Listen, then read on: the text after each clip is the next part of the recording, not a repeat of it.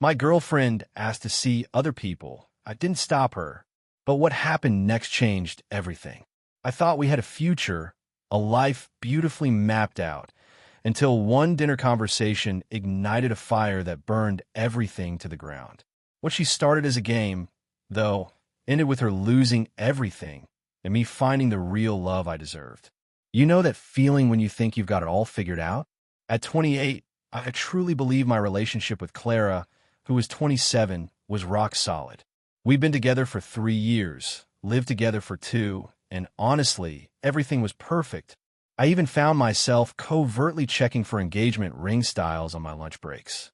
We were that couple, the one everyone looked at and said, "See, love actually works." Our friends, our families, everyone adored us. Our Sunday morning pancakes, our park walks, even me pretending to watch her terrible reality shows while I played games on my phone. It was our normal, and I loved it. Then came Tuesday dinner. I was mid-sandwich, barely listening to Clara talk about a work project, when she just dropped it. "Hey, what would you think about trying an open relationship?" My fork literally froze halfway to my mouth. I assumed I'd misheard her, but she kept talking, almost glowing, about how she'd been reading about it, how it could help us grow, strengthen our relationship. My immediate, gut-wrenching thought was, is there someone else? Because let's be real, who just casually brings that up unless there's already someone in mind? She instantly got defensive. No, it's not about anyone else. It's about us exploring ourselves, you know? We're young. I don't want us to wake up in 10 years wondering what we missed out on. I sat there trying to process this, my mind racing. Asterisk, had I missed something? Was she unhappy? Asterisk, have you been feeling unhappy? I asked, desperation creeping into my voice. Not at all, she insisted, reaching across the table to squeeze my hand. I love you. I love us. This is about making our connection even stronger. My brain just shut down. My appetite vanished. The food in front of me might as well have been cardboard. But Clara, she was practically buzzing, talking animatedly about boundaries and communication. All I could think was, where is this coming from? And then I made what felt like the weakest decision of my life. Okay, I said. Just, okay. It wasn't because I wanted this or believed in it. It was the desperate plea in her eyes, the way she leaned in, practically begging for my approval. She had already decided. Saying no felt like slamming a door in her face, a door she desperately wanted open. Are you sure you're okay with this? She asked, her eyes wide and anxious, almost daring me to back out. I saw her true desperation, and in that moment, I knew something between us was fundamentally shifting. To understand what was happening, I felt like I had no choice but to play along. No, it's fine. I nodded, the words tasting like ash. If you think it'll be good for us, we can try it. I was entering something I didn't believe in, knowing I was losing her. Even as she lit up, thrilled. She started rattling off ideas about setting up dating profiles, how we'd notify each other of dates. She'd clearly thought this all through. How long? I wondered, had she been planning this? The rest of the night was a blur. We watched TV like usual, but my mind was a maelstrom. She cuddled into me on the couch, acting like nothing had changed, like she hadn't just torpedoed our relationship. I wanted to rewind, to tell her I couldn't share her. But fear gripped me. Fear that if I said no, she'd leave anyway, or do it behind my back. Laying in bed that night, I couldn't sleep. Clara slept soundly beside me, while I stared at the ceiling, replaying every recent conversation, searching for clues, any sign. Asterisk, was she bored? Was I not enough? Was there someone else already? Asterisk, I had no answers, only a churning pit in my stomach. Little did I know, this was just the beginning of the chaos. The next few weeks were a surreal nightmare. Clara asked me to help her pick photos for her Tinder and Bumble profiles. I was taking pictures of my girlfriend to make her look good for other men. I even made my own profile, just to show I was trying, but my heart wasn't in it. Writing a bio felt fake, awkward. Asterisk, what do I even put? Looking for fun. While dating my girlfriend? Asterisk, it just felt wrong. I told her I wasn't social, didn't have the time or energy to meet new people. Maybe she just expected a date and keep me as her safe backup. Clara, though, she got matches almost instantly. Her beauty, her playful personality, it was obvious. What shocked me most was how quickly she actually met these guys. Within a week, she had 3 dates. 3. She'd show me their profiles, like we were discussing celebrity gossip. Look at this one. He's a personal trainer at that fancy gym downtown. We're getting coffee tomorrow. I nod, feigning normalcy, my stomach turning. The first time she got dressed for a date, it was like a punch to the gut. She'd bought new clothes, black dresses I'd never seen her wear. She spent an hour on her makeup. She twirled as she left our bedroom. How do I look? Great. I choked out, knowing that dress probably cost more than we spent on our actual date nights. She came home late that night, giggling. I pretended to be asleep, but I heard her texting for an hour. The next morning, she hummed while making coffee, acting like everything was wonderful. I watched her schedule fill up. Coffee with the gym guy Monday, dinner with a lawyer Wednesday, drinks with a food truck owner Friday. The variety was, I guess, intriguing. She always came home looking like she'd had the time of her life. I found myself checking the Instagram location she tagged. Not my proudest moment, but I was desperate for some truth. One night, I even drove past the restaurant where she said she was eating. There she was, at the bar, cracking up with a tall, suit-clad man. She held his arm, looking at him the way she used to look at me. The distance between us grew immense. Her change at home was even worse. Less time with me. No more cuddling. Constant texting. Our sacred Sunday pancake ritual? Gone. Meeting the girls for brunch, she'd say. Don't you think you're going on a lot of dates? I asked casually one evening. She looked at me like I was an idiot. That's the whole point of an open relationship, isn't it? To meet new people and have experiences. You should try it too. I can even help you with your profile. But I didn't want profile help. I wanted my girlfriend back. The one who loved ordering pizza and watching cheesy movies with me. Not this new version who always dressed up and left. One night, as she was getting ready for what felt like her 6th or 7th date, I couldn't stand it anymore. I walked out, needing to clear my head, and ended up at a quiet picnic spot. I sat there for 2 hours, watching everything fall apart. My phone buzzed. A message from Clara. Hope you're okay. Don't wait up. Having such a great time. Each message was a fresh twist to the knife. The next day, she tried to tell me all about her hilarious date, the great new restaurant. I just stood up and left the room. She followed, bewildered. I thought you were okay with this? She asked, genuinely shocked. Yeah, maybe I'm not, I replied. She shrugged. But you could be dating too. You're choosing to stay home and be miserable. That's when it hit me. She just didn't get it. She didn't understand that I didn't want additional dates.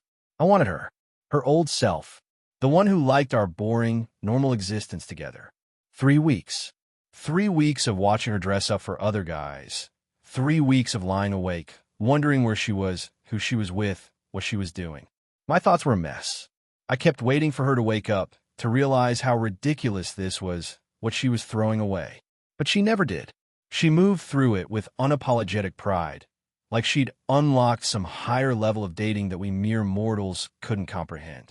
The worst part was, I couldn't understand why. Why burn it all down? Why say we didn't have enough?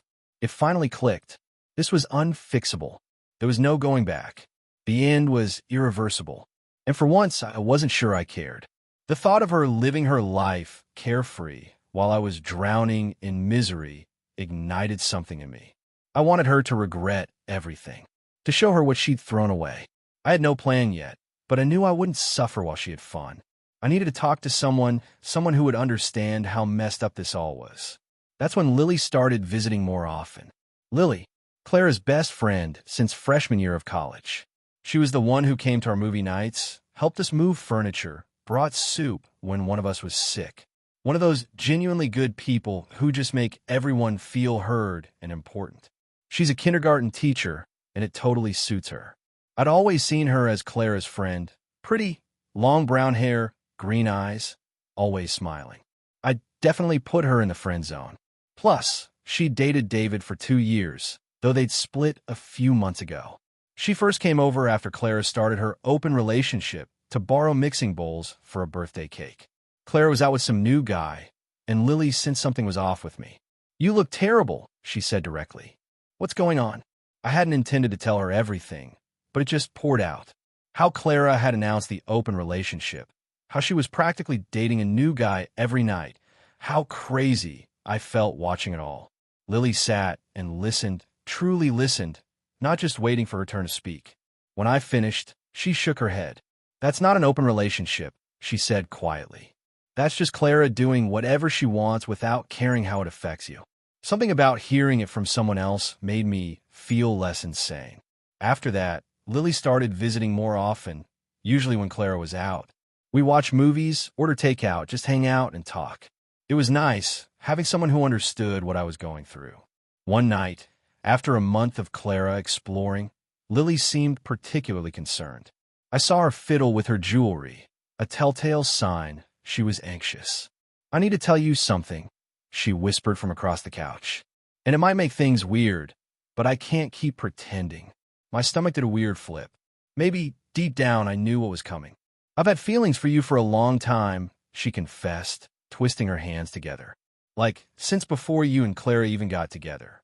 But you were with her, and she's my best friend, so I never said anything.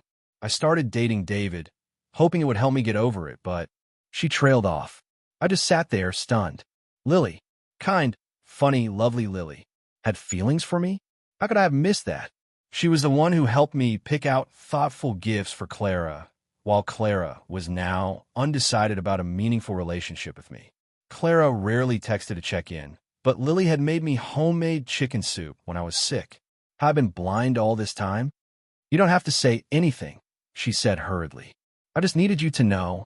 Watching Clara treat you like this, seeing how much it's hurting you, it's been killing me. You deserve better than this. I really looked at her then.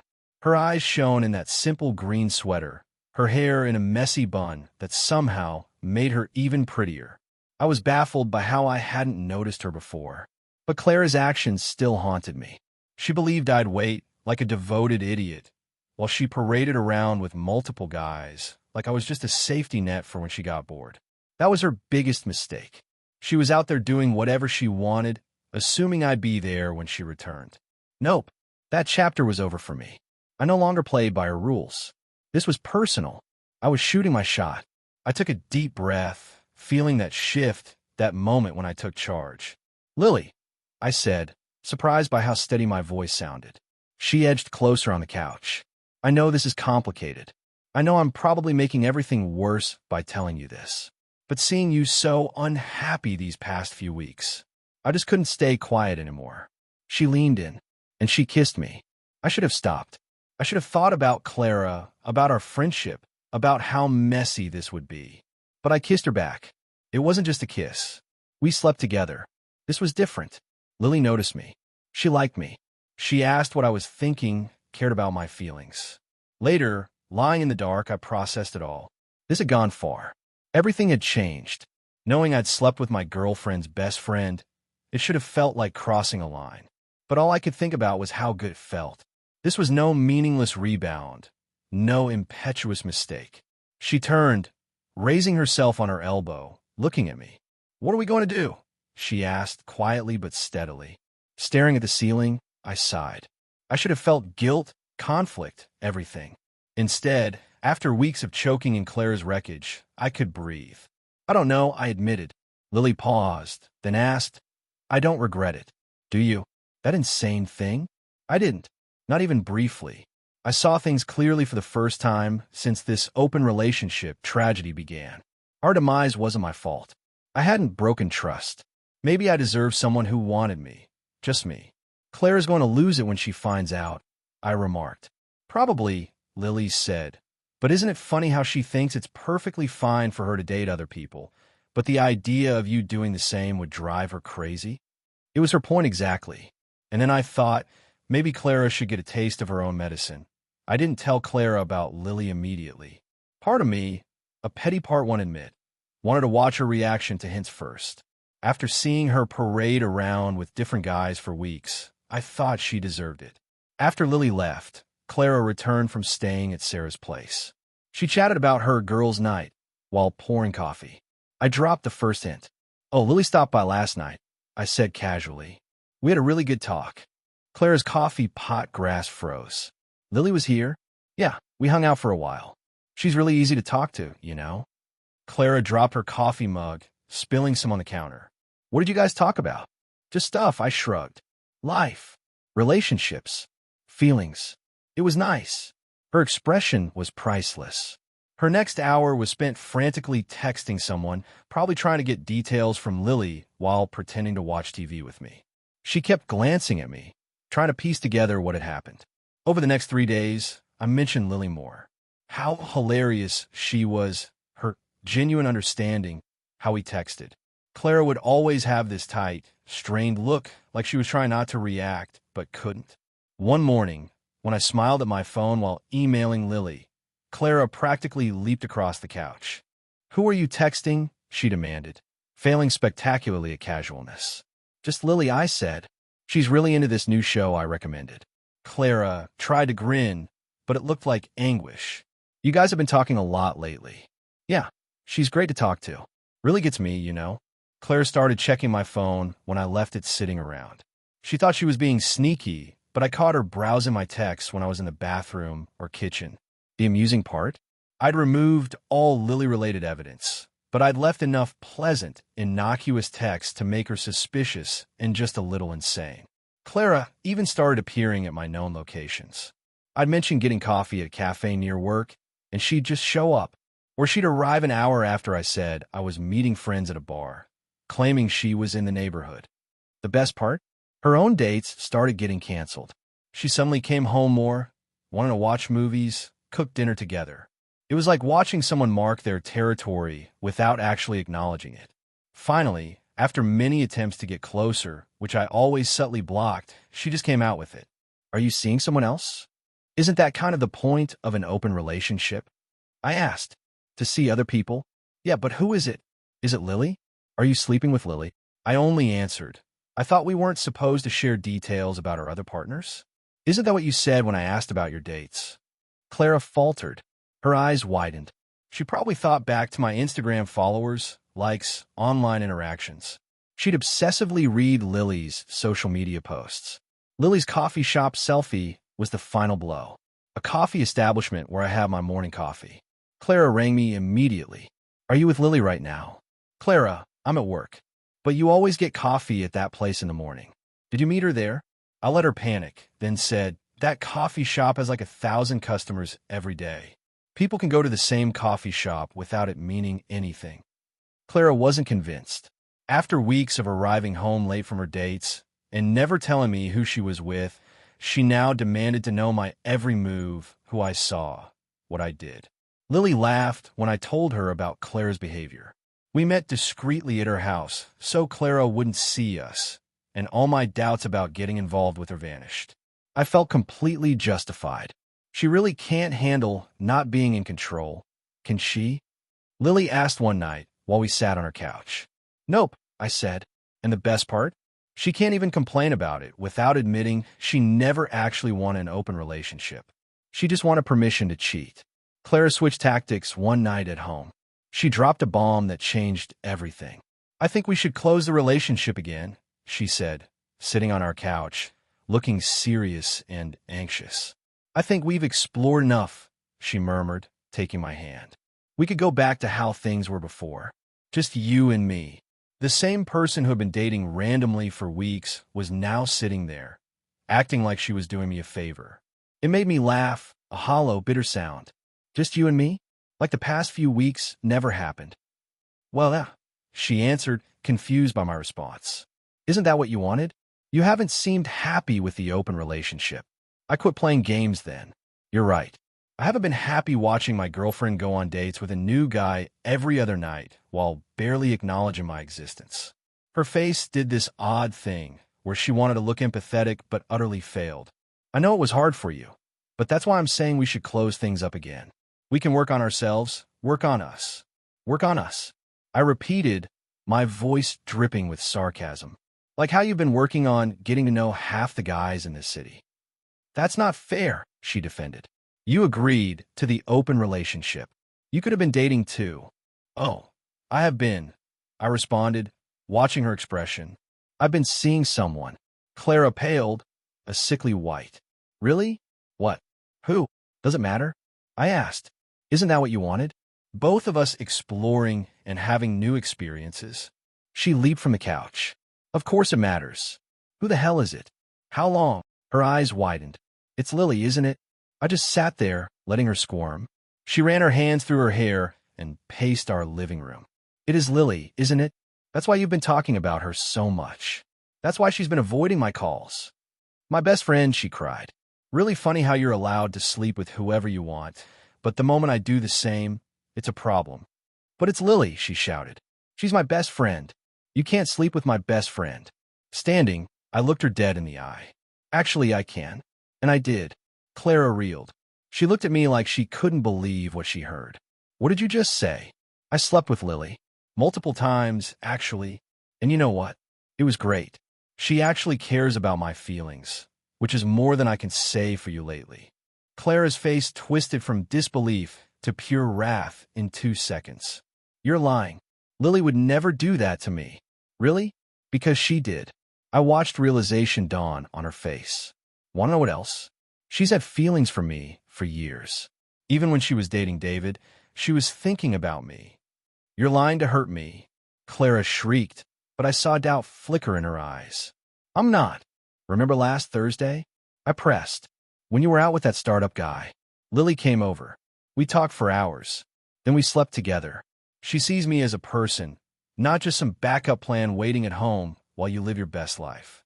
Clara pulled out her phone, likely to call Lily. Not believing me? Check your text with her. Notice her recent distance, her unresponsiveness. That's why. She scrolled frantically, possibly seeing Lily's ignored messages and short replies in a new, horrifying light. This can't be happening, she whimpered. This isn't how this was supposed to go. Really? How should it go? You party with other guys while I stay home as the loyal boyfriend? Was it impossible that I would find someone else? Not Lily. No. Lily, she shouted. Do you hurt? I asked, my voice dangerously low. How much have you wounded me?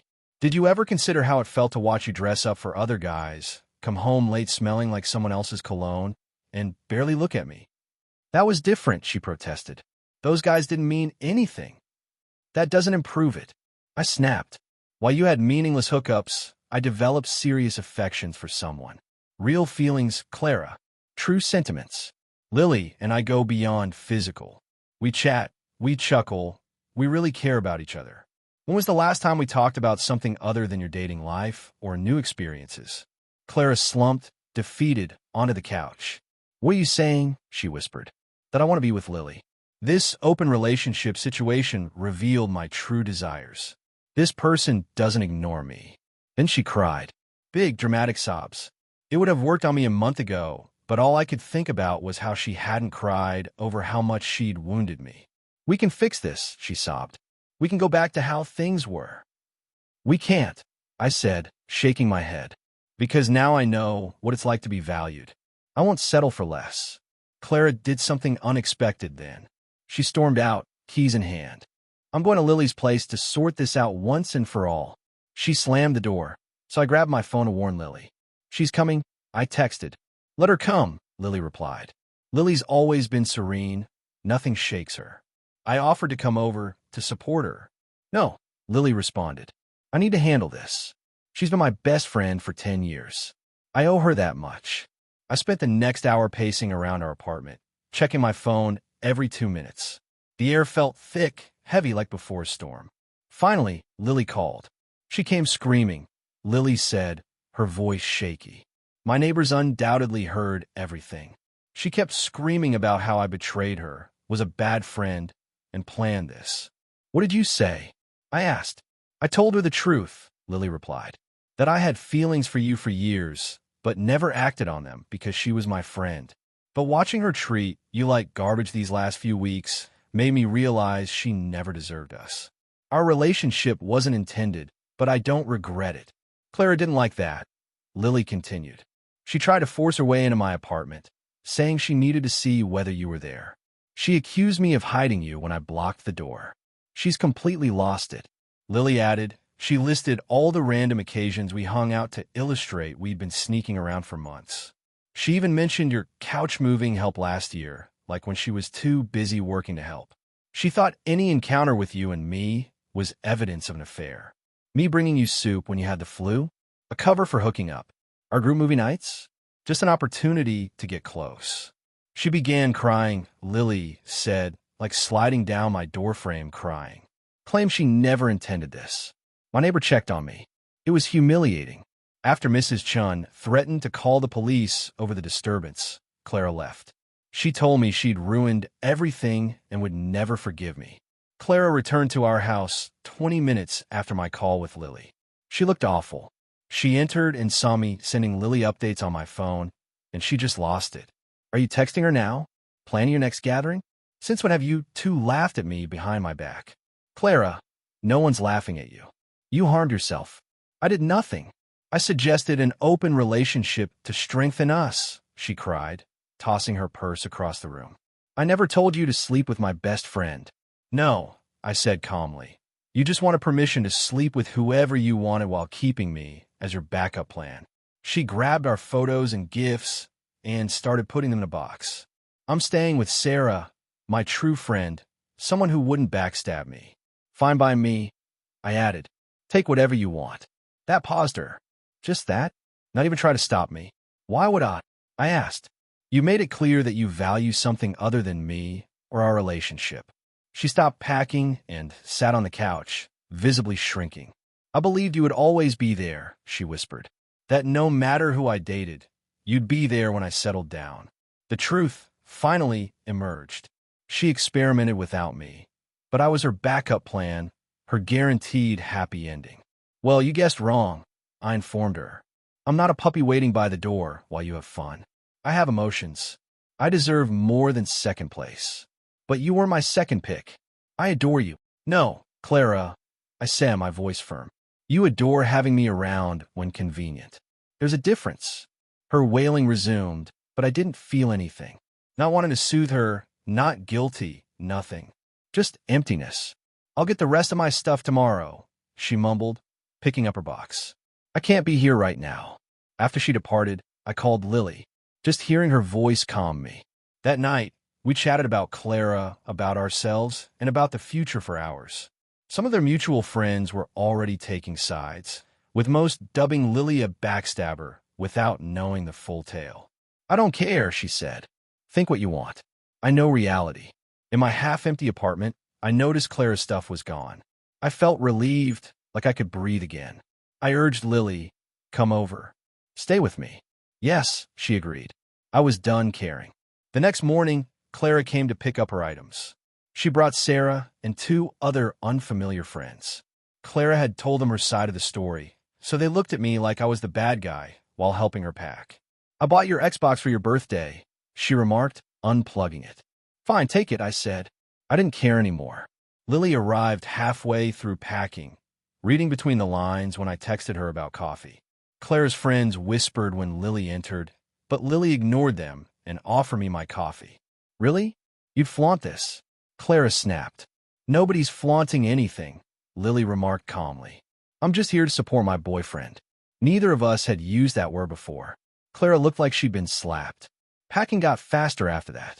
Clara's companions rushed around, gathering belongings, likely to get her out before another meltdown. After finishing, Clara stood in the doorway. I really loved you, she whispered. No, I said. You like having me on call. There's a difference. Lily helped tidy up after they departed. You okay? She questioned, watching me put Clara's stuff in a donation box. Yeah, I replied. First time in months I am. 2 weeks later, life has completely changed. For the better. Lily and I are doing things right, slowly. We had coffee at Clara's favorite restaurant last weekend and saw some mutual friends who completely ignored us. Lily just smiled and squeezed my hand. Clara continues to tell everyone how I cheated, how Lily betrayed her, and how we always desired each other. Some believe her, but the important people don't. Lily brought over her kindergartner artwork to decorate my fridge yesterday. It was too empty, she said. I noticed something in those crayon drawings. This is my wish. Someone who notices details. Who cares about warming my place? Who brings me coffee because I didn't answer her text, busy grading her class papers while we watched her new favorite mystery show. Simple, normal, real. Looking back, Clara's open relationship suggestion was almost helpful. Not because it was a good idea, but because it revealed my ideal companion. Someone who picks me first, not just when it's convenient. The thing about life? Sometimes, the worst choices can lead to the best places. For me, they led me straight to the proper person. She was always there. Asterisk, edit. Thanks for your support, everyone. Lily is reading this over my shoulder, chuckling at my description of her. She's constantly happy, by the way. She says hello. Asterisk,